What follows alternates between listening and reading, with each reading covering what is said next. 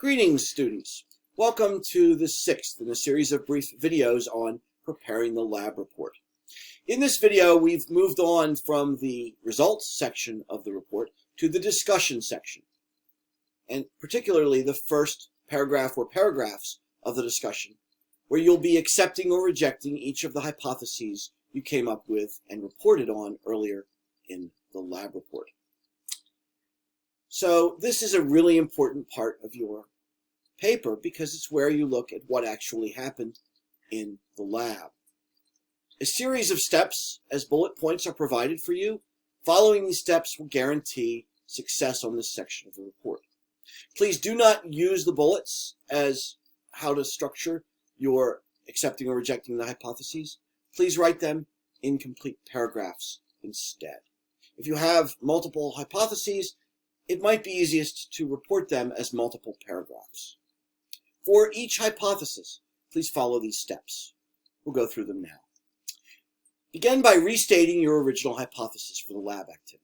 This is so that the reader and the writer are on the same page, so that the instructor knows exactly what you're talking about. Next, communicate the results of the lab, what actually happened in the lab relative to that hypothesis. Compare your hypothesis to the results of the lab, and you're going to decide at this point whether you're going to accept or reject your hypothesis. Notice a couple of things here. First of all, you're not accepting or rejecting your results. The results are the results. They are what they are. Later on in the report, you'll have an opportunity to explore possible sources of error in terms of why your results might not make sense, and I can assure you that does happen from time to time.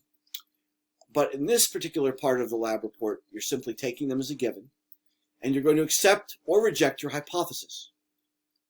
And in fact, in your next step, when you do that, you're going to state whether your hypothesis is supported or not, and you're going to explain with evidence. So you have to have some sort of justification behind accepting or rejecting your hypothesis. Sometimes the hypothesis involves making an estimate, and your estimate may be relatively close to the actual values. You've got to decide on what basis you're going to accept or reject. There's no right answer here. What's important is simply to share your reasoning with the reader.